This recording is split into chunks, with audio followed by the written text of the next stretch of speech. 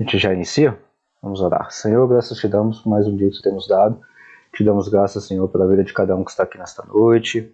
E te damos graças, Senhor, também pela vida daqueles que não puderam estar aqui. Nos abençoe, Senhor. Abra os nossos entendimentos para aprender um pouco mais da tua palavra. É o que nós te pedimos e te agradecemos. Amém.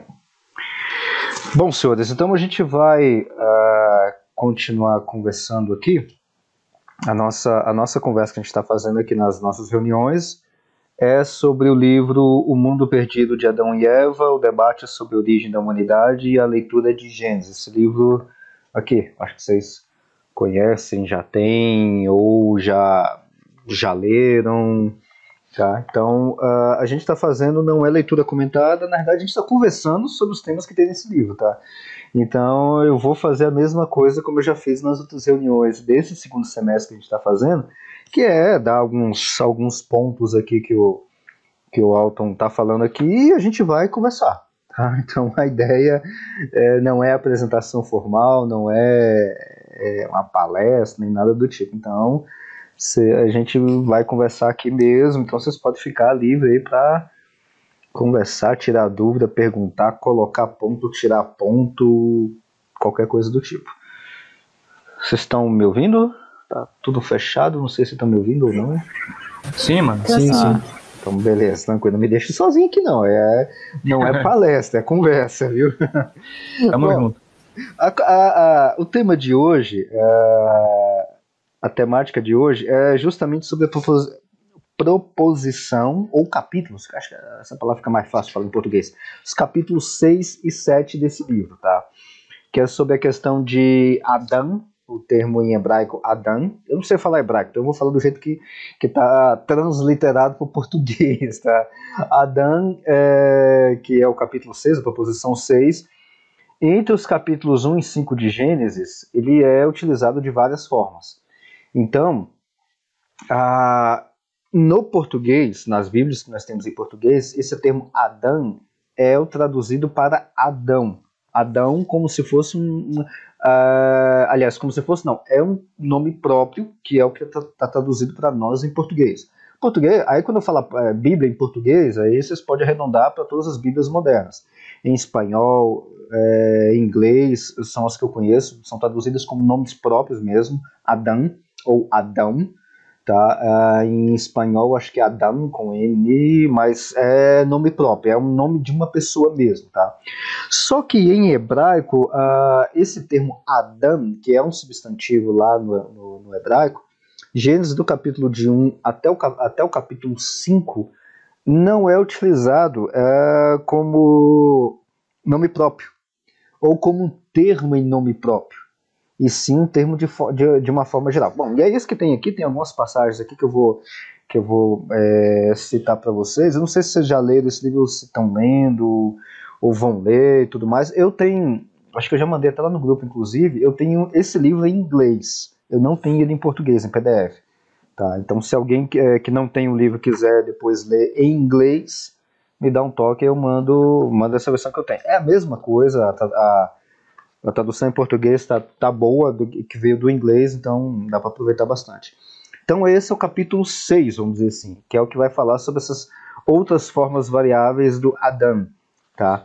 E no capítulo 7, ou na proposição 7, o autor ele vai defender uma proposição, né? Só recapitulando aqui, esse livro, na realidade, quase todos os livros que o Alton trabalha tem uma tese central, uma proposta, um modelo, ou uma teoria, como a gente fala de uma forma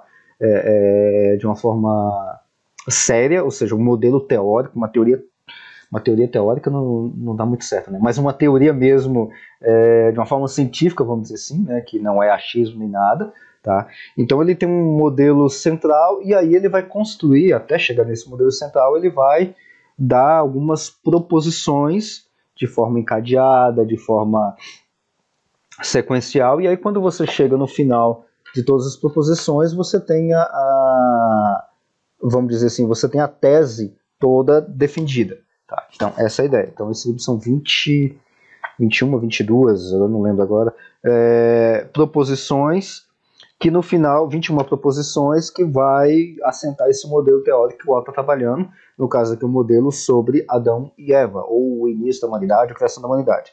Tá? Na proposição 7, ou nesse capítulo 7, ele vai trabalhar sobre a ideia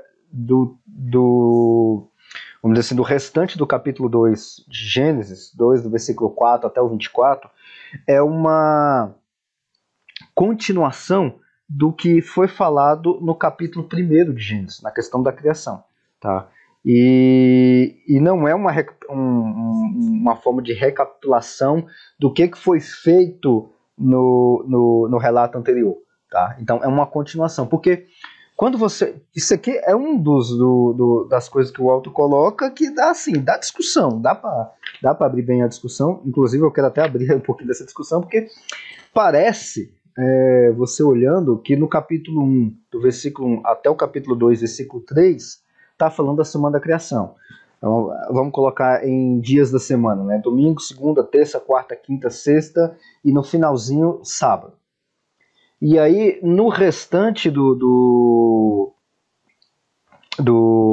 texto, do capítulo 2, parece dar uma ideia de que é uma recapitulação de algumas coisas que foi feita no sexto dia. Né? Mas o Alto aqui ele vai justamente trabalhar isso de uma forma diferente. Não é uma recapitulação. Na realidade, é uma continuação do sexto dia. Então, é como se o sexto dia, vamos dizer assim, a sexta-feira, que é relatado no capítulo 1, ela é aberta e é continuada a história do sexto dia da criação, justamente no capítulo 2, versículo de 4 a 24, que lá onde vai falar sobre a questão do Jardim do Éden, criação do homem e tudo mais. É a defesa que o Walton faz. Faz um certo sentido com relação a isso, de trabalhar isso, porque você observa que esses dois relatos, esses dois textos, Gênesis 1, aí eu estou arredondando Gênesis de 1, do versículo 1 até o capítulo 2, versículo 3, tá? Então vou arredondar tudo isso para capítulo 1.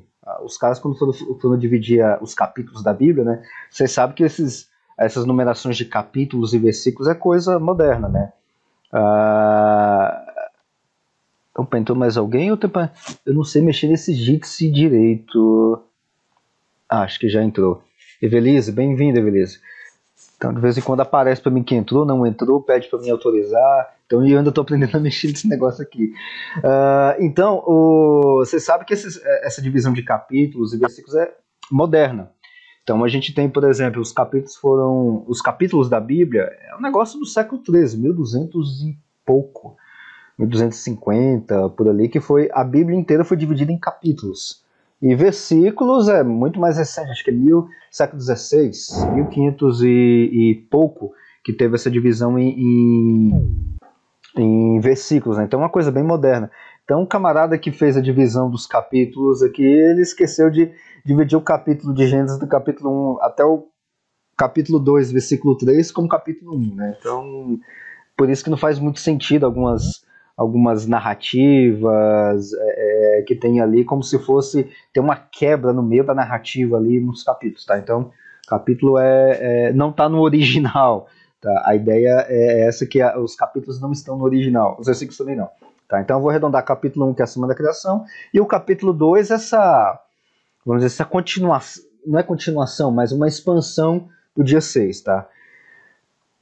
O ponto que eu quero mencionar é que nesses dois textos, do capítulo 1 e o capítulo 2, você observa que tem uma quebra de literatura. Literatura que eu quero dizer no estilo literário.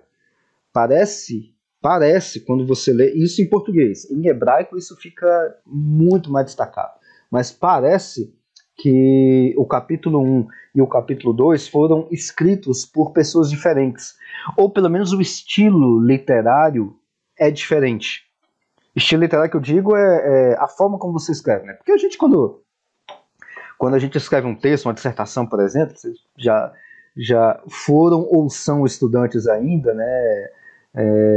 Mestrado, doutorado, graduação, então vocês já escreveram artigo, dissertação, redação de vestibular, essas coisas todas aí. Vocês sabem que cada um tem um estilo próprio na hora de escrever. Se vocês pegar os textos meus que eu escrevo lá naquele site, no Hora de Berear, por exemplo, lá no Cosmotel, vocês vão ver que eu tenho um estilo assim, você pegar um texto ali, esse aqui foi o Alexandre que escreveu porque é ele que tem essa linguagem. Se você pega um outro texto de uma outra pessoa falando do mesmo tema que eu estou falando, ele vai ter um estilo completamente diferente. Não, isso aqui não é o Alexandre que escreveu, isso aqui é outra pessoa. Então esse é o estilo, mesmo sendo uma dissertação, uma crônica, um poema e tudo mais. É a mesma coisa que acontece com Gênesis capítulo 1 e capítulo 2. Parece que tem duas pessoas que estão escrevendo, ou no mínimo são estilos diferentes, né? Então, um negócio até que eu mencionei, eu não lembro qual reunião nossa, agora, não sei se foi na última ou na penúltima, não lembro muito bem, que eu falei sobre a questão da crítica das fontes, não, a teoria das fontes, não sei se vocês conhecem isso, que é aquelas fontes eloísta, javista, deuteronomista e a sacerdotal. Que o Antigo Testamento, mais precisamente o Pentateuco, tem essas fontes, vamos dizer assim, dessas 4 fontes, eloísta, javista, deuteronomista e sacerdotal. Ou seja, são grupos de pessoas que lá no século IV, V antes de Cristo, quando estavam fazendo a redação final do Antigo Testamento, eles fizeram aquela recapitulação toda em todo o texto que tinha em mãos, né? Só que ao longo do tempo, enquanto isso foi montado, a gente tem grupos de pessoas diferentes escrevendo partes e fazendo edições do texto bíblico, né? Eu estou falando aqui no caso para crentes, então vocês não vão se escandalizar com essas coisas que eu estou falando. É claro que, por exemplo, no caso do Pentateuco, Moisés escreveu ou deixou escrito ou deixou alguma coisa falada na época dele. Mas esse texto que nós temos de hoje em hebraico final, ou o texto que nós temos em português, obviamente ele sofreu algum tipo de edição em algum momento. Por exemplo, o clássico exemplo, eu sempre lembro disso, é lá no texto de se não me engano, capítulo 14, 15 de Gênesis, onde fala que Abraão, Ló e outras pessoas com seus exércitos perseguiram os reis até Dan. Dan é uma região que muito tempo depois de Moisés, inclusive, na época de Josué para frente. É óbvio que não existia Dan na época de Abraão, mas o texto está escrito que eles perseguiram até Dan.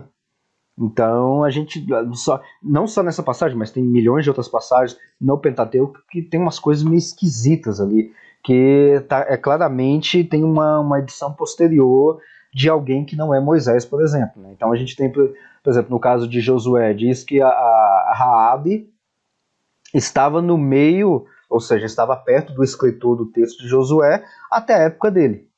Até a época do escritor, não a época de Josué. Né? Tá lá no texto de Josué quando fala sobre a questão de Raabe. Né? E esse escritor é o mesmo escritor ou um outro qualquer, que escreveu a morte de Josué. Obviamente não é Josué que escreveu sua própria morte. Mas é o cara que escreveu sobre a morte de Josué e falou que Raabe estava com eles até os dias de hoje, nas palavras lá do escritor do texto de Josué. E por aí vai. A gente passaria o resto da noite aqui falando dessas passagens estranhas, né? Tem outras passagens, por exemplo, lá acho que em Deuteronômio, falava que tem uma passagem que fala, nessa época ainda não se tinha rei em Israel. Pera, Israel não estava nem em Canaã, já está falando de rei? Como assim? Porque o escritor daquela passagem específica estava falando de uma época que tinha rei em Israel. Ele estava escrevendo de uma época que ele estava na época da monarquia, seja lá qual for. Aí não dá para inferir. Dá para inferir, mas não dá para ser muito preciso. Então a gente tem um monte disso. Desse rodeio todo, porque tem algumas proposições que se faz, que não é do alto, que o texto de Gênesis capítulo 1 é escrito por agora eu não vou saber se é por um eloísta, por esse grupo eloísta, e o capítulo 2 é escrito por uma outra fonte, um outro grupo de pessoas que não é o eloísta javista, não sei se é o javista ou sacerdotal, agora eu estou na dúvida, é um desses dois. Ou seja, são duas fontes diferentes, porque parece que a narrativa é diferente. E aí, a defesa que se faz é que o capítulo 2 é como se fosse no capítulo 1 você tem um esquema todo de como é que é a criação, e no capítulo 2 vai se desmanchando algumas coisas dessa criação. Ou seja, é como se fosse uma repetição do capítulo 1, mas com uma outra fonte, entendeu? Tem essa outra ideia. Não é o que o Alton vai defender aqui. O Alton ele vai defender que o capítulo 2 vai ser, na realidade, a ideia de uma continuação do sexto dia da criação. Tá?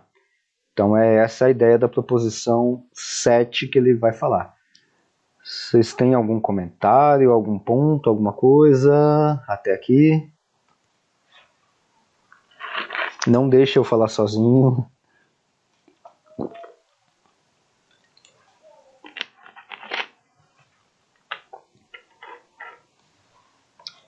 Nada?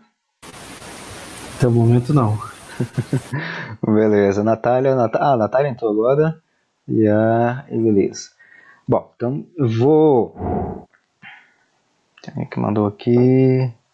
Tá, então beleza. Vou continuar então mais um pedacinho aqui, mas como eu falei, não é apresentação, não é palestra, é conversa. Então eu vou colocar mais alguns pontos aqui, tá? E é claro, leiam o capítulo, aliás, leiam um livro, não esse capítulo, leiam um livro todo, que o livro é muito bom. Tá? Eu gosto muito do Alton, tudo que ele escreve, então leiam tudo dele. E é claro que eu não vou ler aqui, nem falar todos os pontos que ele vai colocar. Bom, indo então no capítulo 6, que é o que ele vai falar da questão do Adão, que não é do capítulo 1 até o capítulo 5 de Gênesis, tem várias formas de se colocar. Em linhas gerais é mais ou menos o seguinte. Qual que é o versículo que é no... Eita, eu esqueci de escrever aqui. Tá aqui. Ele vai dar algumas, vamos dizer assim, estatísticas dentro do texto, que é mais ou menos o seguinte. A palavra Adão no livro de Gênesis, tá? E aqui ele está indo até o capítulo 4, mais ou menos. Ele vai colocar que 22 vezes o artigo... Só para vocês terem uma ideia não sei se alguém aqui já estudou, já leu alguma coisa sobre gramática do hebraico. Ela é bem semelhante, vamos dizer assim, à ideia, a forma de pensar da gramática do grego. Se ninguém nunca estudou grego aqui também, eu estou falando grego porque ninguém entendeu nada. Mas o grego e o hebraico, eles têm a mesma ideia, vamos dizer assim, a mesma concepção, vamos dizer assim, análoga ao latim e análogo ao alemão. Se ninguém nunca leu latim e o alemão, também estou falando grego para todo mundo, então não adiantou nada. Então vamos para o inglês, que o inglês eu acho que você já sabe, já lê inglês. Qual que é a ideia? A ideia é mais ou menos o seguinte, falando de hebraico agora. As letras lá do hebraico, elas são o hebraico, de uma forma geral, ele é escrito da direita para a esquerda. A gente escreve da esquerda para a direita, de cima para baixo. O hebraico é escrito da direita para a esquerda, de cima para baixo do mesmo jeito. Então por isso que quando você vai pegar uma... Eu tenho até aqui, deixa eu pegar aqui, tá aqui atrás da... Quando você vai pegar... Eu tenho acho que a câmera está invertida, uma Torá bilíngue. E aí quando eu vou abrir a Torá, eu não abro ela normal como a gente abre um livro, eu abro ela do final, porque se lê justamente assim, do final para o início, no nosso estilo. E essa Torá que eu tenho aqui, ela é bilíngue, ou seja, eu tenho uma parte em português, que é o que eu leio, e tem uma parte em hebraico que eu não leio, que eu não sei hebraico. Então, é assim a forma do... aparece aí para vocês, né? Então beleza. Então, o hebraico, então, ele se escreve da direita para a esquerda. Se você for pegar algum texto em hebraico, por exemplo, essa Torá ou qualquer outro texto em hebraico, você vai ver que está escrito as palavras, tem umas letras esquisitas, que são as letras em hebraico, e vai ter uns pontinhos, uns tracinhos e tudo mais.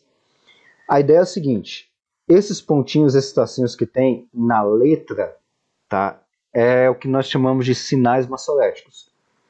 Isso existiu, esses sinais maçoréticos, pontinhos, 3 pontinhos, uns tracinhos e tudo mais, principalmente na parte de baixo e em cima, são pontinhos mesmo, literalmente pontinhos. Isso são sinais massoréticos que surgiram no século VI, mais ou menos, depois de Cristo.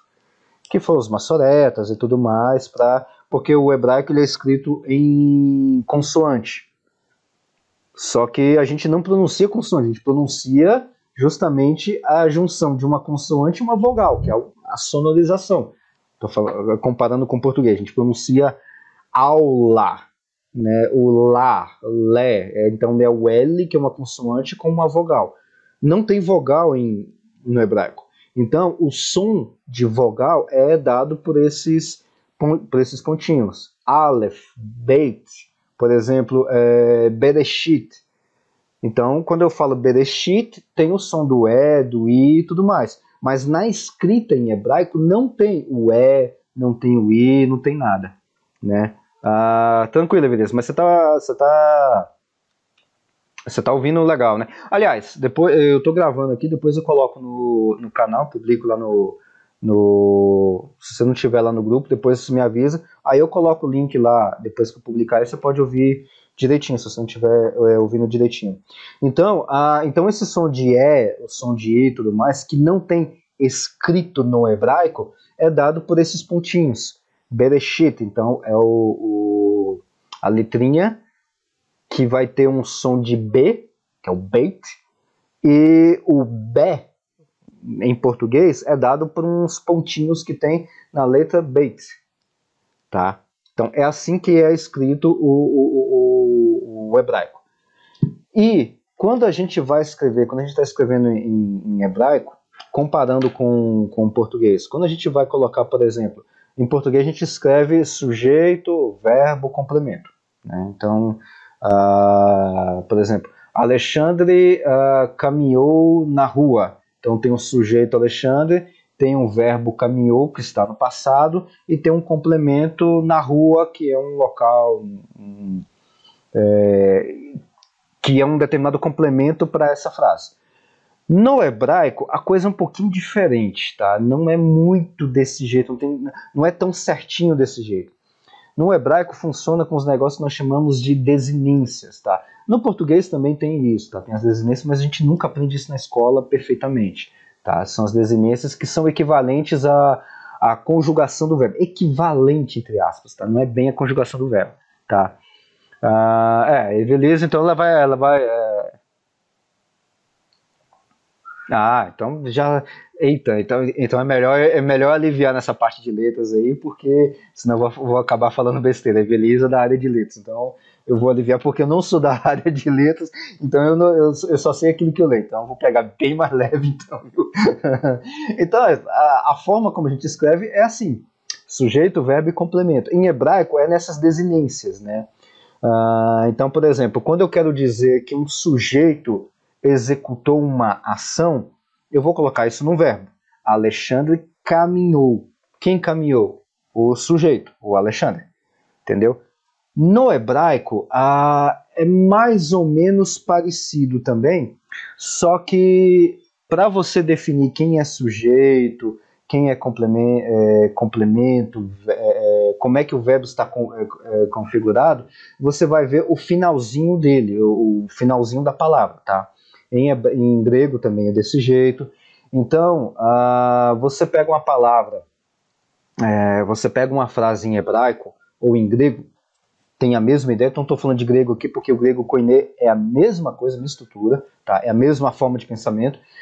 Você tem que ver a palavra, o final da palavra, para ver qual que é a variação que ela tem, para você saber se aquela palavra está significando um sujeito, ou se aquela palavra está relacionando comparando com o português, uma conjugação verbal, ou se aquilo lá é um complemento de alguma coisa, tá? Então você tem que olhar muito a palavra. Então, no hebraico, no inglês, tá mais fácil da gente falar isso no inglês, né? No inglês, por exemplo, a gente não usa artigos. Aliás, no português também, a gente não utiliza muito artigos na hora de colocar o sujeito. Por exemplo, igual eu falei, Alexandre caminhou na praia, a gente não fala o Alexandre caminhou na praia. Meio que desnecessário isso, tá? Porque esse nome Alexandre é um nome próprio, e então está bem definido de quem é. O sujeito ele é bem definido. Quem é que caminhou na praia? Alexandre. Quem é Alexandre? É o que está implícito dentro ali do contexto. Tá? Em hebraico e em grego também é desse jeito. Mas em alguns casos, no português, que vai diferenciar bastante do hebraico e do grego, a gente utiliza muito artigo. Então, por exemplo, o carro é vermelho, o avião voou sobre a Austrália. Então a gente não coloca avião voou na Austrália. É só meio esquisito, né? Tá vendo que deu até uma travada. Carro é amarelo. Parece que soa para nós em português um negócio meio que indígena, né? Me ser amarelo. Parece que assim, não, esse camarada não é brasileiro. Porque já soa desse jeito. Porque para nós, quando a gente vai usar o substantivo, principalmente no caso do português, a gente sempre coloca um artigo. Nós temos os artigos definido, artigos indefinido, um carro cuja placa é tal, é amarelo. Então, veja que a construção em português é mais, vamos dizer assim, mais palpável. Não tem isso em hebraico. Então, em hebraico, quando a gente fala, quando a gente vai colocar esse tipo de coisa também, vai colocar nomes de pessoas e tudo mais, tem essa questão de colocar ou não colocar artigo. E aí é que entra o nosso Adão. Deixa eu só pegar aqui de novo. E aí é que entra a questão do Adão. Tá? Por quê? Porque quando aparece, por exemplo, 22 vezes esse termo Adão, igual o Alton fez essa estatística para a gente aqui, ele colocou 22 vezes com um artigo definido. Ou seja, tem um artigo definido no nome Adão. Ou seja, tem um Adão, que é um substantivo, antes do nome Adão, vem um artigo, tá? E um artigo definido. É um artigo que está definindo que tipo de substantivo é. E aí ele dá os casos todinhos aqui, 2 vezes, tal, dá as referências e tudo mais. 3 vezes com uma preposição anexa, ou seja, ao invés de um artigo você tem uma preposição. E 9 vezes essa mesma palavra Adão não tem artigo definido ou preposição, e ele dá as referências. Isso no capítulo, entre o capítulo 1 e o capítulo 5. Ou seja, nós temos aí 22, 25 com 9, 34 citações do nome Adão de todo tipo. É uma variedade.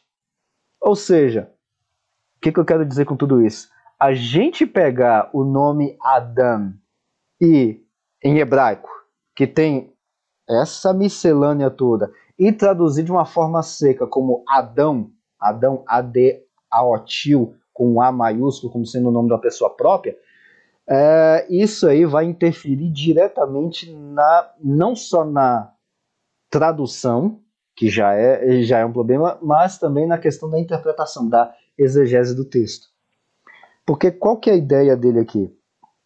A ideia que ele vai colocar nesse capítulo 6 aqui é que aonde tem, ele coloca as estatísticas aqui, então não vou ler as estatísticas, depois vocês podem pegar o livro aqui e ler e tudo mais. A ideia é mais ou menos o seguinte, que a expressão Adão, na maioria das vezes, ou em quase todas as vezes, não é o nome de uma pessoa. Ou, vamos colocar em português, não é o Adão, uma pessoa. E sim, Adão está se referindo a uma classe de pessoas, um grupo de pessoas, uma quantidade de pessoas, tá? Então a ideia é essa. Por exemplo, cadê, onde é que ele colocou aqui? Aqui, ó, no finalzinho da página 57, né? Ele coloca uma figura, na verdade uma tabela, que ele vai colocar uma estatística, né? Genérica, ou seja, o termo Adão, de uma forma genérica. Alguns com artigo definido, outros sem artigo definido, ou seja, olhando o contexto, não é uma coisa variável. Ou seja, não é o nome de uma pessoa, não é o nome próprio de uma pessoa, não é a referência de uma pessoa.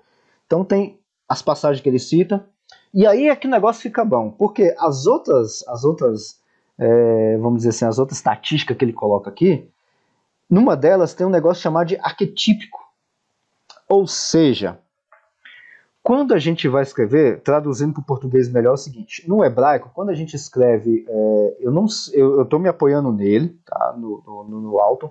Eu não sei se é em toda a Bíblia, no Antigo Testamento, eu não fiz essa análise, então eu tô indo cego nele. Quando a gente escreve do jeito que ele coloca como algo, com um artigo, você tem um substantivo e coloca um artigo, do jeito que ele colocou aqui no caso de Adão, está fazendo referência a algo arquetípico, ou seja, como se fosse uma representação, e não um nome próprio de alguém. Porque quando é nome próprio de alguém, se eu não me engano, quando é nome próprio de alguém, não tem o artigo, em hebraico, falando em hebraico. Então, quando eu tenho, fazendo a tradução seca, o Adão, com artigo, eu não estou falando o Adão, uma pessoa. Compara com o português. Ninguém vai falar no português, por exemplo, o Alexandre fez isso. Porque Alexandre... E é claro, assim como no hebraico, assim como no grego e no português também desse jeito, você olha o contexto do texto e tudo mais. Então, dentro do contexto ali, do texto que você está lendo, você sabe quem é o Alexandre. Você sabe. Ali dentro do texto. Vamos colocar no nosso contexto aqui. Aqui, nas pessoas que nós temos na sala aqui, se não tiver ninguém com o nome mudado, só tem um Alexandre que sou eu. Então, não faz sentido o Alexandre está sentado na cadeira. Por quê? Porque o artigo ele vai... aí a Evelise vai me corrigir se eu falar besteira, né? Então por isso que eu vou tentar falar com bastante cuidado. O artigo ele vai definir, o artigo definido ele vai dar essa seleção do substantivo a ponto de destacar dos outros substantivos. Tá? Então, se eu tenho um substantivo próprio, Alexandre, então eu não preciso colocar necessariamente o artigo definido. Aliás, eu não preciso colocar artigo nenhum, nem definido, que também não vai fazer sentido. Um Alexandre, ou o Alexandre dentro de um contexto, por exemplo, desse contexto que eu estou falando aqui, nós aqui da sala. Então, eu não preciso colocar o Alexandre está sentado na cadeira. O artigo a gente retira. Alexandre está sentado na cadeira. Então, quando eu falo, no nosso contexto, um substantivo sem o artigo, um substantivo próprio, sem o artigo, Alexandre está sentado na cadeira, dentro desse contexto já está referenciado de forma implícita, até explícita, que Alexandre sou eu, que é uma pessoa que tem o nome de Alexandre e está sentado na cadeira. Pronto. Não tem discussão com relação a isso. Dentro do nosso contexto, não precisa colocar o artigo, já está definido por definição, então acabou. Alexandre sou eu, que é uma pessoa, que eu tenho esse nome, está sentado na cadeira. Acabou. É a mesma coisa que acontece no texto bíblico. O Alto coloca um texto bíblico, mas eu vou ser um pouquinho mais cuidadoso do que ele, por minha conta, porque eu não quero assumir risco. Gênesis de 1 a 5, quando não tem artigo, está falando do nome próprio de uma pessoa. No caso, Adão, Adão. E não é o que acontece na maior parte da estatística que ele coloca. Ou seja, só para você ter uma ideia, 22 vezes do capítulo 1, acho que só tem capítulo 1, capítulo 3 e o capítulo 4. 22 vezes tem Adão e artigo. Então, nessas referências, eu não conferi aqui, eu estou indo na onda do alto. Nessas referências aqui, o Adão não é o Adão, uma pessoa que nós traduzimos como Adão. E sim, é um arquetípico, é uma forma genérica. Tá? Isso muda completamente o nosso entendimento, a nossa exegese bíblica. Tá? Então vai mudar completamente a forma da gente entender o texto bíblico. Ou seja, se Adão não, nessas que tem o artigo no hebraico, não é o Adão, ou seja, a pessoa ou uma pessoa chamada Adão, e sim vai ter um outro sentido, então a coisa muda completamente. Exemplo. Cadê o texto? Gênesis 1, esse aqui está no livro, página 57. Gênesis 1, 26. Disse Deus, e Deus disse, façamos o homem, ou como o Alto colocou, a humanidade genérica, a espécie humana, a nossa imagem. O homem, que está lá no hebraico, é Adão. Deixa eu até aproveitar que eu estou com a Torá aqui, é 1,26. Eu ainda consigo transliterar... Microfone? Uai. Vocês estão me ouvindo bem? Sim. Estamos sim. Ah, tá. Apareceu uma mensagem de erro no... Bom, deixa pra lá. Então, ainda consigo transliterar alguma coisa aqui. Versículo 26. Deixa eu ver se eu consigo... E disse Deus, Yahweh. Pelo menos o Yahweh eu ainda consigo ler. Porque no capítulo 1 de Gênesis aparece sempre o tetragrama, que a gente traduz Senhor com letra maior. Não sei se ainda acontece isso. Senhor com todas as letras maiúsculas, que no original em hebraico é o tetragrama. E aí no tetragrama, que não tem pronúncia, né? Aí a gente tem que se virar para saber como é que fala ou traduz, porque os judeus não falam, mas é o que a gente chamaria de Yahweh, ou Yahweh, Yahvé, aí vem transliterando ainda mais Javé, Jeová, aí faz uma transliteração bem aportuguesada mesmo.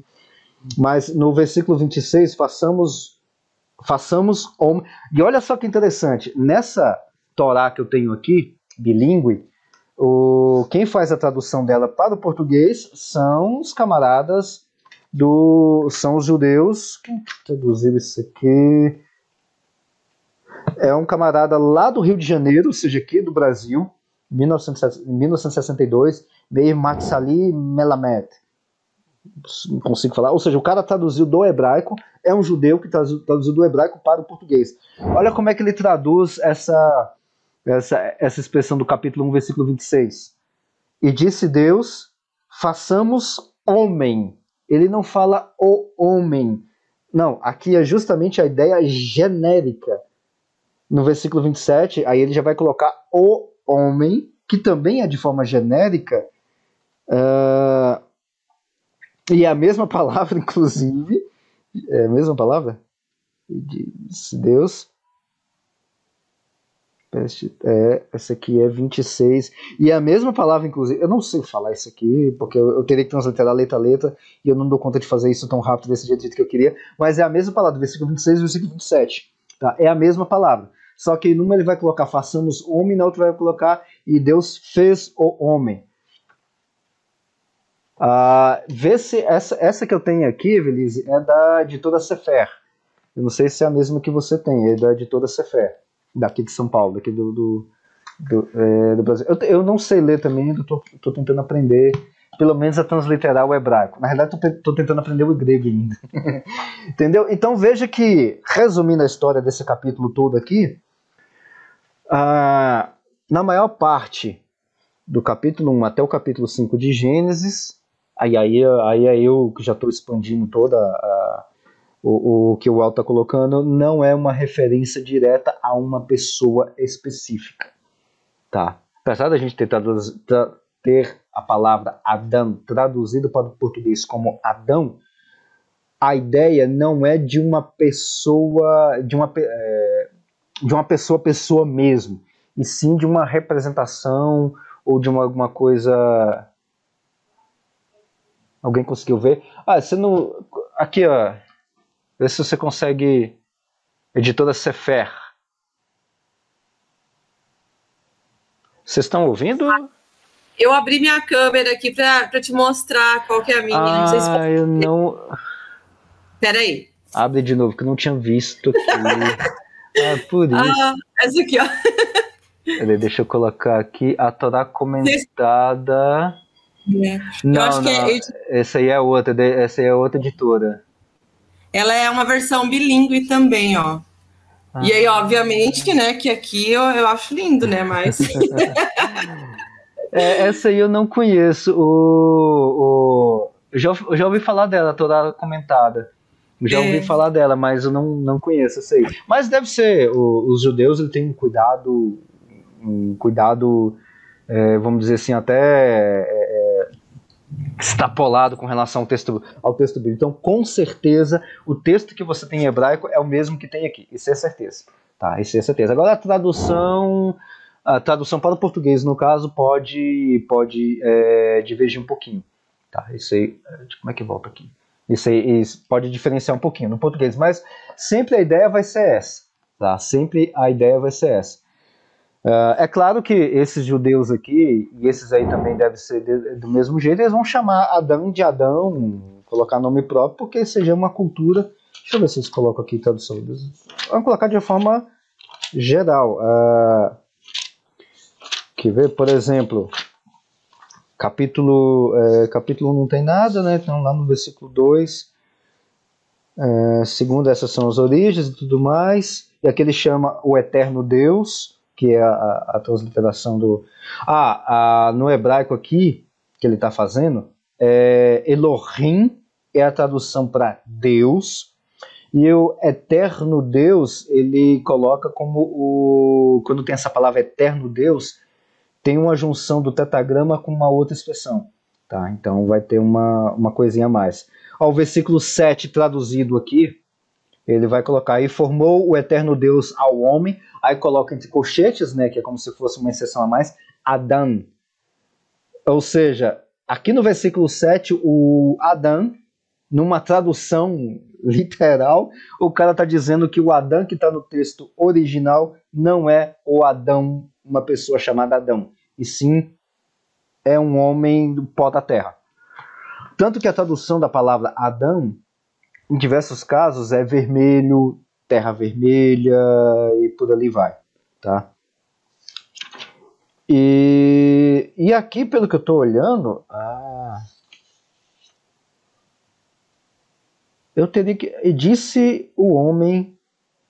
É engraçado. E ao homem disse... ele não chama de Adão, ele só chama ao homem e disse o homem...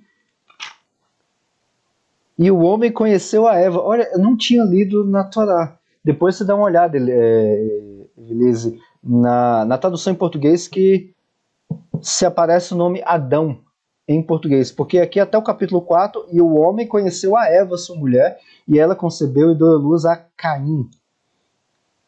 Não tem Adão como nome próprio.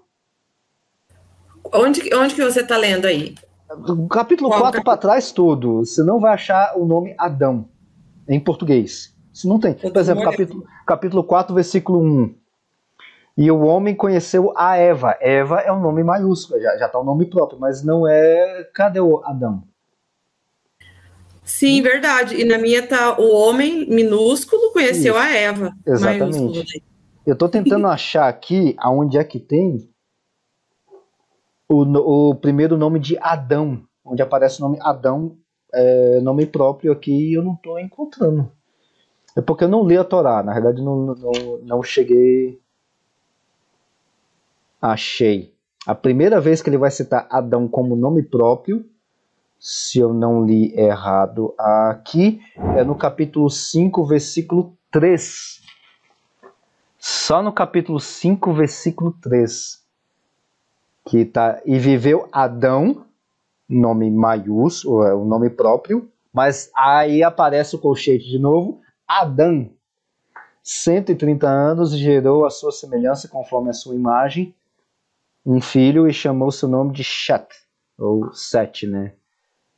E foram os dias de Adão, aí já não tem mais o colchete, que é como se fosse uma inserção de tradução. Depois que gerou Shet, 800 anos, gerou filhos e filhos e tudo mais. Ou seja, só vai aparecer aqui, de acordo com a tradução dos judeus mesmo, pegando, vamos dizer assim, quase do original, só vai aparecer o nome Adão depois da conversa 4:25. Deixa eu conferir se na 4:25 aparece o nome Adão. Às vezes eu não olhei direito. 4:15. Não, o meu ainda tá homem. E tornou o homem a conhecer a sua mulher, e ela deu à luz um filho e chamou seu nome Shet. O meu aqui ainda tá mais judaico do que o seu, viu, Elisa? O meu 4, versículo 25, tá, e tornou o homem. Só vai aparecer o nome Adão, tradução mesmo, no versículo 3 do capítulo 5. Interessante isso, eu não tinha prestado atenção nisso. Aí, tá vendo? No meio dessas conversas nossas aí, a gente vai descobrindo coisa que eu não tinha prestado atenção ainda. Então, resumindo a história toda, esse Adão que aparece traduzido em português, já nesses livros que nós temos em português, da versão Almeida, por ali vai, Almeida Corrigida Fiel, Nova Tradução Internacional, NVI, por ali vai, que é Adão. A gente tem que olhar bem o original para ver que não é o Adão, uma pessoa chamada Adão.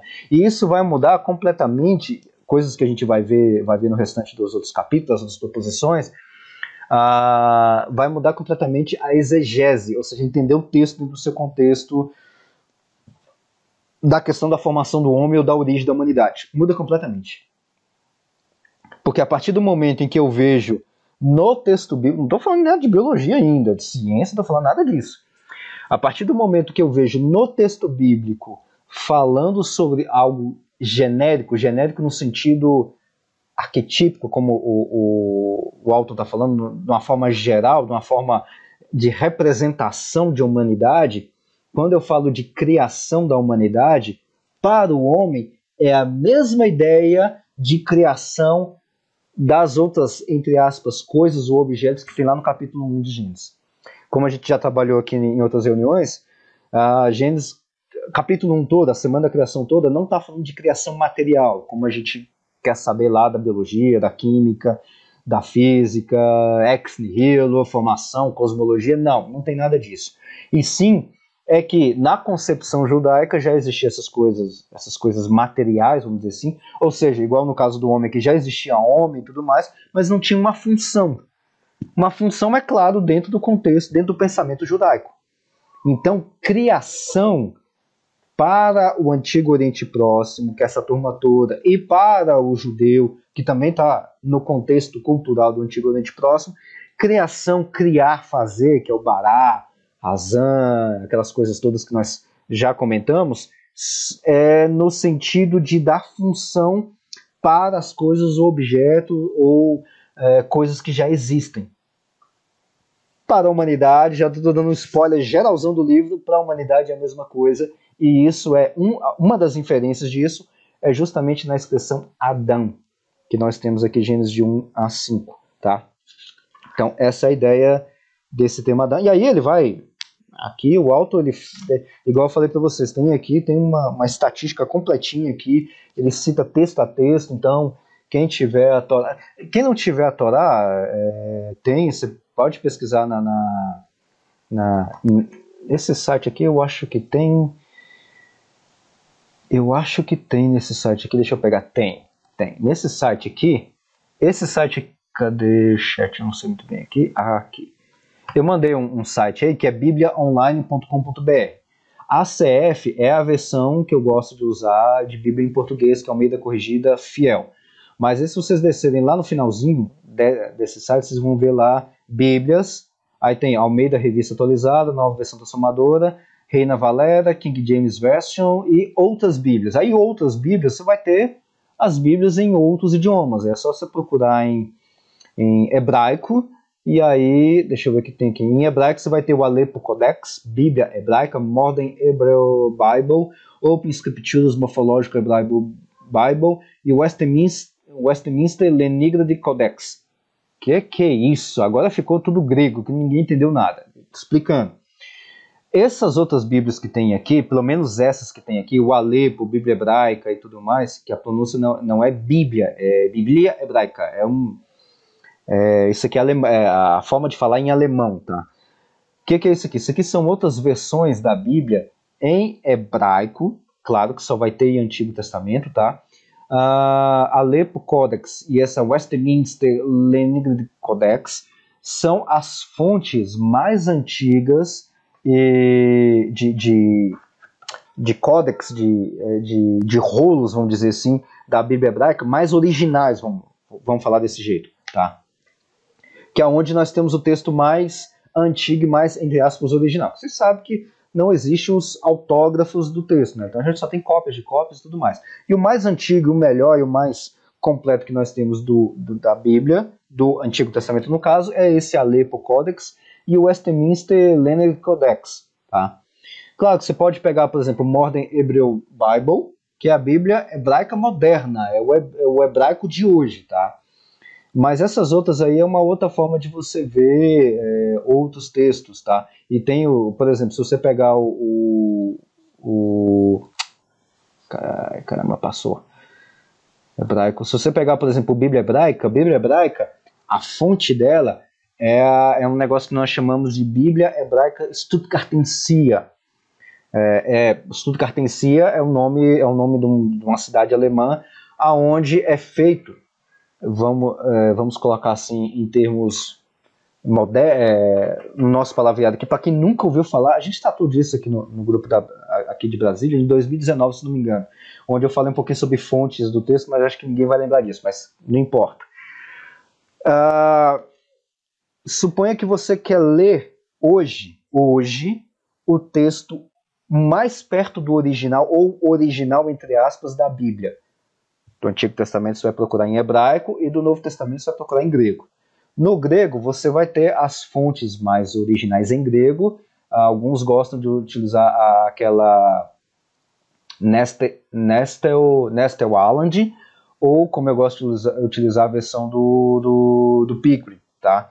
Que são o Novo Testamento em grego, que é o mais perto do original que nós temos, ou seja, desde a época que foi escrito, que tem uma compilação como a gente sabe, a gente tem milhões de cópias do Novo Testamento, e aí se juntou esses milhões de cópias, viu qual é o texto mais perto do original que Mateus escreveu, Paulo e tudo mais, e aí montou essa Bíblia que nós chamamos de Nestle Aland ou Pickering, tá? Que é o do Novo Testamento em grego. Você quer fazer a mesma coisa para o Antigo Testamento, que não é grego e é em hebraico? Aí você procura esse negócio que está escrito aí, Bíblia Hebraica, que é a Bíblia Hebraica Stuttgartensia, feito por um cara chamado Kittel, 1960 e poucos. Ele fez algo semelhante, que é juntar todo o material que ele conseguiu juntar do texto do Antigo Testamento em hebraico, as cópias que se tinha, e ele montou um texto, vamos dizer assim, em hebraico, que é mais perto do hebraico original, que o texto foi escrito lá por Moisés, por Isaías e tudo mais. E aí essa junção, que tem um monte de comentário e tudo mais, é esse negócio que nós chamamos de Bíblia Hebraica ou Bíblia Hebraica Stuttgartensia. Tá? Estou dando essa volta toda aí só para explicar para quem nunca ouviu falar de manuscritos ou manuscriptologia do Antigo, do Novo Testamento, em algumas frases é isso. Tá? Então se você clicar aí no Bíblia Hebraica, você vai ver o texto da Bíblia Stuttgartensia, obviamente só o Velho Testamento, tá? E você vai ver lá que você clicar em Gênesis 1, versículo 1, você vai ter aí um monte de coisas em hebraico, e aí você pode ler o hebraico do texto original, vamos colocar desse jeito.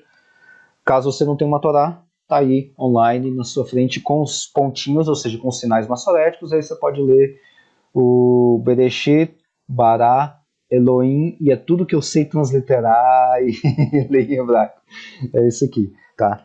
Então você pode acompanhar aí esses Adão, tudo que o Alton fala aqui. Não confia muito no Alton, pega o que o Alton coloca e lê lá no hebraico mesmo, diretão. Tá? Certo? Alguma dúvida até aqui? Alguma questão? Algum complemento? Ô, mano, eu tenho... Pode falar, desculpa, pode falar. Então tá bom. É só uma pergunta sobre a palavra sobre Eva. Então, isso tudo que você falou se aplicava para Adão, então para Eva vocês falaram que estava em maiúsculo. Então, para Eva sempre foi considerado nome próprio? Tipo, calma aí que não é bem assim. Eva também é a mesma coisa.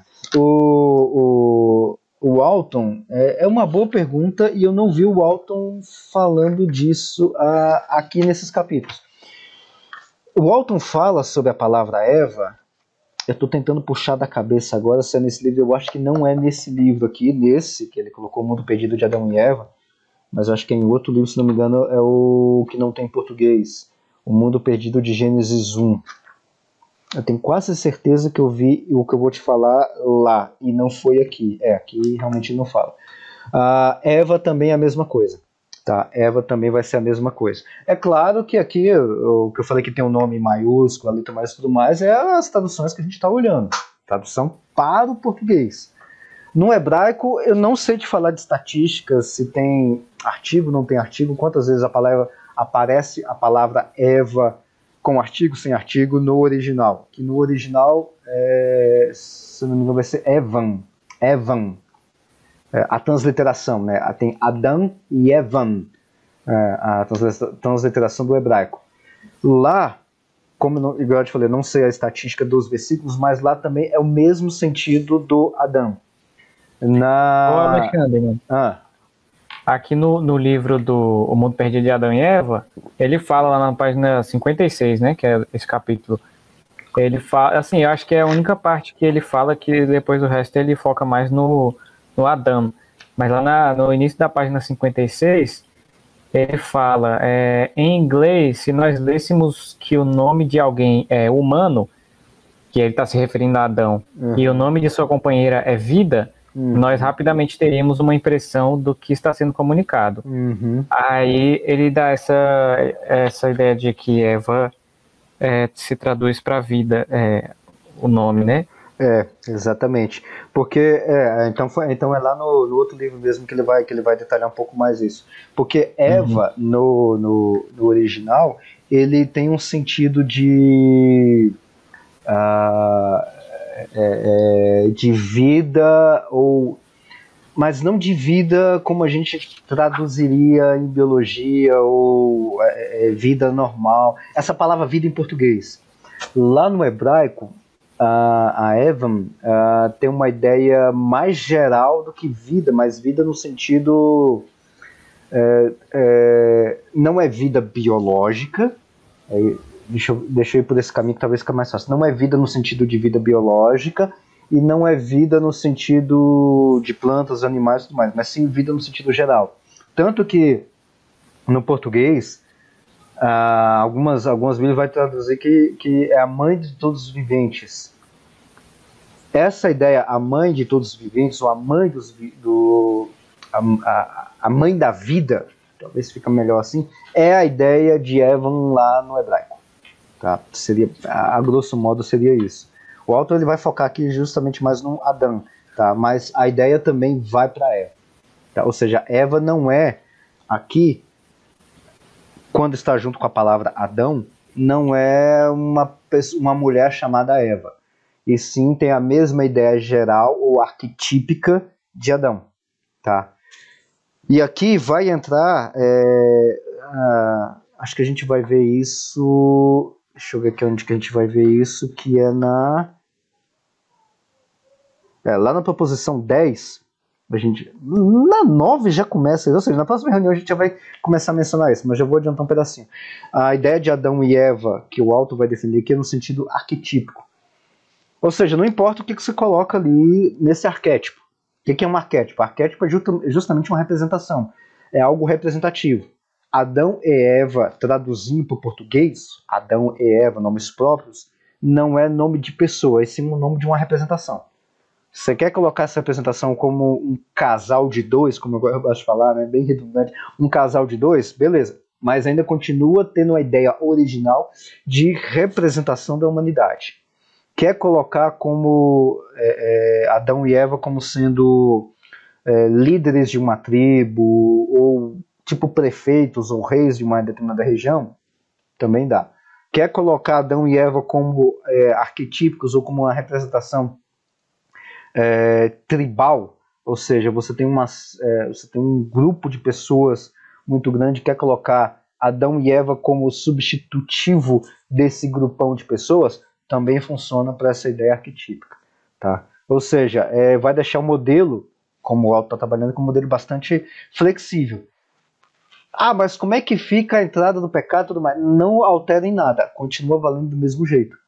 Porque a entrada do pecado, a queda e tudo mais, é dentro da representação federal. O pecado entrou porque esse Adão e Eva, representantes da humanidade geral, caíram, pisaram na bola, pecaram, desobedeceram a Deus. Mas quem é esse Adão e Eva? A representação geral. Você colocou essa representação geral como um casal de dois? Esse casal de dois caiu, pisou na bola, todo mundo pecou em Adão. O texto bíblico continua perfeito. Quer colocar isso como um grupo de pessoas ou qualquer outra coisa do tipo? Esse grupo de pessoas, qualquer outra coisa desse tipo, pisou na bola, continua a representação federal na entrada do pecado do mesmo jeito. Ou seja, a ideia, a amartiologia que nós temos, né, que é a doutrina do pecado, continua valendo, não altera em nada. Cristo tem que vir de qualquer jeito, tem que morrer por causa do pecado em Adão. Quem é Adão? É o arquétipo Adão e Eva, é o arquétipo da representação da humanidade de forma geral. Ô, mano, essa ideia, assim, parece, né, possibilitar um diálogo, sei lá, mais fácil com o que a gente pensa atualmente do ponto de vista científico, né? Perfeito. Aí, assim, você sabe desenvolver um pouco mais sobre isso? Eu ainda não li o resto do livro, mas eu achei bacana porque parece facilitar esse tipo de diálogo. Facilita muito. Tem aquele outro livro... Cadê? Eu tava aqui. Esse aqui. Esse aqui. Criação ou Evolução, Precisamos Escolher, do Dennis Alexander. Uhum. O Dennis Alexander vai falar muita coisa de biologia, teoria da evolução e tudo mais, e aqui no meio dele ele vai falar sobre modelos, no plural, de Adão e Eva. E aí vai colocar tudo isso que eu falei aqui, ele vai colocar como um modelo específico. Adão e Eva como um casal de dois, casal real, só que não é um casal o primeiro casal biológico. Claro, ele cita também esse caso porque tem principalmente o pessoal do CTJ, né, Crianças da Terra Jovem, defende esse modelo, que Adão e Eva era o primeiro casal biológico. Também tem, né, mas aí não tem diálogo nenhum com a biologia, por exemplo.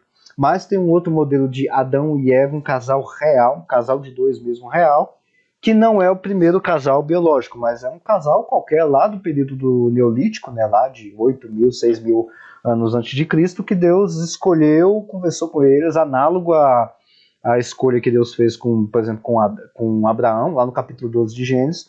Deus escolheu um casal, Abraão e Sara. Análogo a isso, a gente tem um casal chamado Adão e Eva, que Deus escolheu. Então tem esse modelo. Porque aí vai dividir em dois modelos, vamos dizer assim. Aliás, dois modelos, no plural. Modelos de Adão e Eva histórico, tem vários modelos, ou seja, tem um casal desse que Deus escolheu, tem um casal que são líderes de uma determinada região, e por ali vai, e tem os outros modelos de Adão e Eva não histórico. Esse não histórico também tem diversos modelos. Por exemplo, tem alguns, já vi isso no meio do pessoal do CTA, Crianças da Terra Jovem, que eles colocam que dentro do processo de evolução, você tem lá, voltando atrás lá, tem um cara que colocou um modelo que eu achei interessante, inclusive ele teve lá no núcleo de Ciências Naturais, lá nas lives, tá? Depois, se vocês quiserem, eu mando até o link do canal, vocês podem ler lá, o Rodrigo, ele até falou disso numa das lives que teve, onde ele fala do Crianças da Terra Jovem, ele falou desse modelo que eu achei interessante, né? Ele é paleontólogo, e aí ele falou que Adão e Eva seria uma espécie de um casal ali mais ou menos da época entre os Neandertais e o Homo sapiens. Então daria para puxar mais ou menos ali um homem sapiens, um homem Neandertal e uma mulher Homo sapiens. Então você tem ali mais ou menos a representação de Adão e Eva. É claro que ali vai ser um modelo não histórico, também acaba abarcando isso. Tem outros, por exemplo, se não me engano, o John Stott defendia esse modelo, tenho certeza que é ele, que a gente puxando no nosso código genético, a gente consegue puxar do Homo sapiens a primeira mulher, que a gente chama até de Eva mitocondrial, né? A gente puxa na genética a mulher mais antiga, vamos dizer assim, do nosso código genético, que está lá em 200, eu não me lembro agora, 230, 240 mil anos atrás. E puxando do mesmo jeito na nossa genética de homem, da parte homem, lá para acho que é 150, 180 mil anos atrás, tem lá o código genético de um homem. Ou seja, são os mais antigos que a gente consegue voltar atrás. Aí o pessoal chama essa Eva mitocondrial de Eva, e esse primeiro homem, da linhagem do Homo sapiens, o Adão. Então esse é um outro modelo de Adão e Eva não histórico. E por ali vai. Então o Dennis Alexander vai dar diversos modelos com relação a isso. Tá? De Adão e Eva histórico, não histórico, quais os modelos, e por ali vai. Então tem vários modelos que dá pra gente trabalhar. O importante é, resumindo a história, primeiro, não importa quem é Adão e Eva dentro desse contexto. Não faz diferença para nós cristãos ortodoxos, a Bíblia é a palavra de Deus. Não importa saber se Adão e Eva aqui, no português ou no hebraico, é uma pessoa, um casal, não é um casal e tudo mais. Não vai importar esse tipo de detalhamento, tá? Algumas coisas a gente sabe que não é o primeiro casal biológico, porque isso não faz sentido, e por ali vai. Mas se a pessoa quiser defender isso, tudo bem. É o primeiro casal biológico? Tá. Mas o que não dá para abrir mão, e para nós cristãos, dentro desses diversos modelos que você pode escolher o modelo que você quiser, à vontade, é que a humanidade caiu, ou seja, o pecado entrou. O pecado é um evento real, histórico. O que foi a queda e o pecado é outra história, né? Mas o pecado é algo real, algo histórico que aconteceu em algum formato, de alguma forma. Não importa qual modelo que você vai ter que colocar o pecado no meio desses modelos que você escolheu de Adão e Eva. Tá? E esse Adão e Eva, não importa qual modelo que seja, ele é o Adão e Eva representativo da humanidade inteira. Ou seja, todo mundo pecou nesse Adão e Eva de acordo com o modelo que você escolher. E por causa dessa queda desse Adão e Eva, histórico ou não histórico, tem a necessidade de vir Cristo de forma histórica, real, morrer e ressuscitar para a gente ter salvação. Tá? Isso não dá para abrir mão. Tá? Então, colocando isso no tripé, aí a gente pode virar a noite discutindo. Adão e Eva não era histórico, é histórico, é neolítico, não é neolítico, não existiram. Aí a gente discute à vontade. Mas a gente não derruba nada de texto bíblico. Certo? Mais algum ponto que vocês querem colocar? Eu tenho uma dificuldade nesse ponto mesmo da martiologia mesmo, né? Justamente para trabalhar com esses outros modelos no contexto de queda, principalmente que a narrativa dá alguns detalhes assim bem, de certa forma, parece explícitos, né? No contexto de Gênesis 3 ali. E eu estava lembrando de outro texto do Novo Testamento, onde Paulo fala em Romanos 5, né? Ele utiliza, no caso, não da forma arquétipa, que eu também acredito que seja, no caso. É um fato, né? Na questão de Gênesis, nos primeiros capítulos, ele vai utilizar não uma forma arquétipa, né? Mas ele vai utilizar uma forma singular, assim, de que era uma figura. Então, pelo pecado de um homem, entrou o pecado no mundo, e aí entrou a morte. Aí, principalmente nesse contexto também de consequências da queda do homem e tudo mais, que aí é nesse ponto assim que eu ainda estou procurando algumas opções ali que o pessoal está dando com essas diferentes visões a respeito da gênese do homem, né? Se eu não me engano, a gente vai falar desse texto na proposição. Eu estou olhando aqui a parte que é o clássico exemplo do Adão e Eva, histórico com relação a Romanos. Eu agora não lembro qual que é a proposição, mas a gente vai falar mais para frente desse texto de Romanos, tá? A gente vai ter uma citação. O Alton, ele defende, o Alton ele vai defender que Adão e Eva eram um casal real histórico. Tá. Então ele vai defender que lá na proposição, eu não sei que proposição são essa aqui. Adão e Eva são pessoas verdadeiras que existiram em um passado real. Embora aqui proposição 11, embora alguns dos interesses bíblicos em Adão e Eva sejam arquetípicos, eles são pessoas verdadeiras que existiram no passado real. Esse é o modelo que o Alton coloca. Só que o Alton aqui, eu não vou adiantar muito, porque a gente vai chegar na proposição 11. Tá? O Alton ele vai trabalhar com a ideia de arquetípico, só que ele vai trabalhar aqui, a defesa dele é de arquetípico no sentido real, ou seja, tem um casal real e eles são arquétipos da humanidade inteira, mas tem um casal real, porque dá para você fazer a mesma coisa de arquétipo, e quem é ali, não importa, não tem casal ali. Dá para fazer isso. Não é o que o Walton faz. O Walton ele vai defender que é um arquétipo, Adão e Eva é um arquétipo no sentido de representação, mas eles existiram, é um casal real mesmo. Tá? Então dá para se colocar isso. E aí, eu, se não me engano, é nesse texto aqui, nessa proposição que ele vai trabalhar com Romanos capítulo 5, tá? Que dá para se trabalhar ali. Beleza, dá para fazer isso tranquilamente. Não tem problema, não vai... em outros modelos de Adão e Eva que não são históricos, ou seja, não é um casal real, Romanos também não se rasga com isso, não se acaba com isso. Dá para você ter Romanos ainda do mesmo jeito, mesmo se Adão e Eva não for um casal real. Se for só um arquétipo, se for só uma questão conceitual. Não se acaba, porque Romanos lá, que a gente vai trabalhar isso direitinho, a ideia lá é uma ideia de primeiro homem e tudo mais, no sentido de representação, né? Porque vai falar que por causa veio o primeiro homem e caiu, mas o segundo homem ele é como se fosse a representação, não, ele é a perfeição que o primeiro homem caiu, é mais ou menos essa ideia. E o segundo homem, está implícito lá no texto, é o próprio Cristo. Cristo não é o segundo homem biológico, né? Então, de qualquer forma, a ideia que o Paulo está colocando ali é nessa questão de representação. Aí agora, beleza, representação histórica e tudo mais, pode ser, não tem problema de colocar representação histórica, assim como não tem problema de colocar Adão e Eva, como Paulo está trabalhando, como não real, ou seja, uma representação não histórica. Também cabe, porque dentro do argumento que Paulo está fazendo, não se perde isso, tá?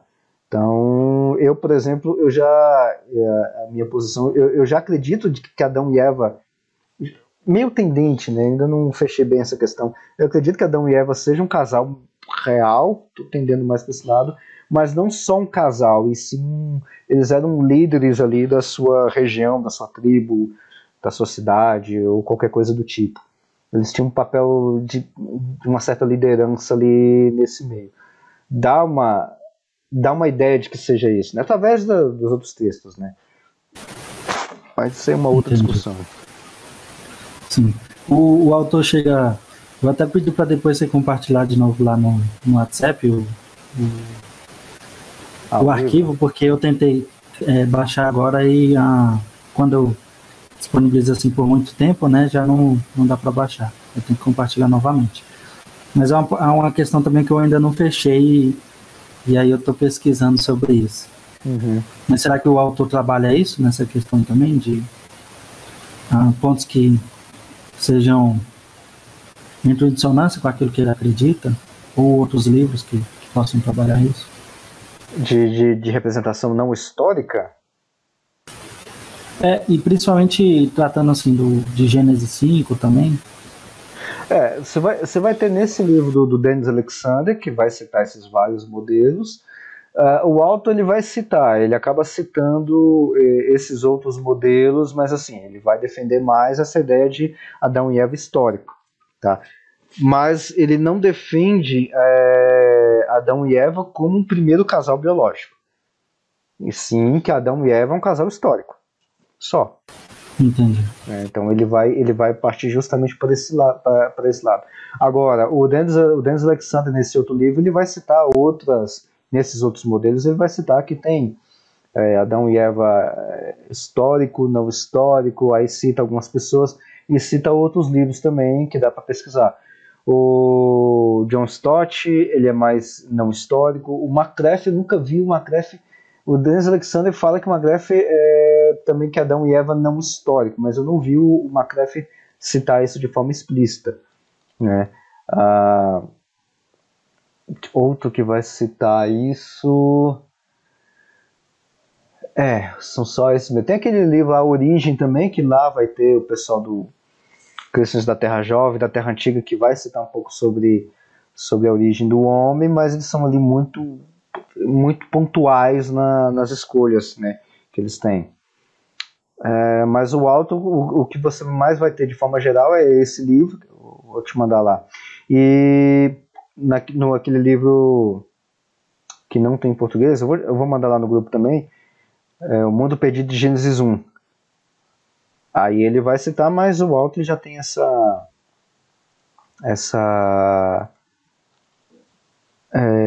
a base dele é mais essa Gênesis 1 de Adão e Eva histórico, mas não real, não único, não é um casal único, né?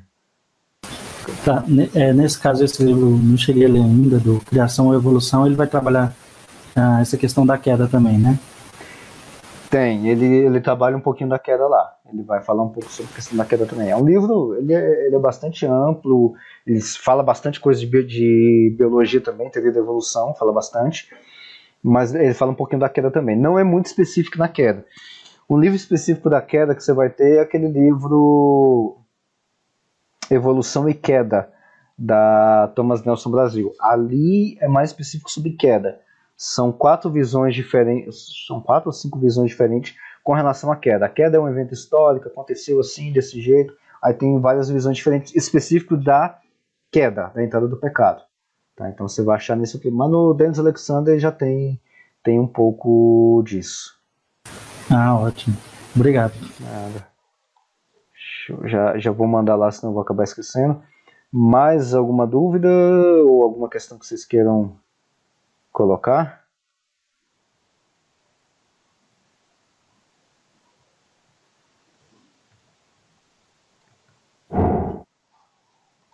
Deixa aqui, tá tranquilo.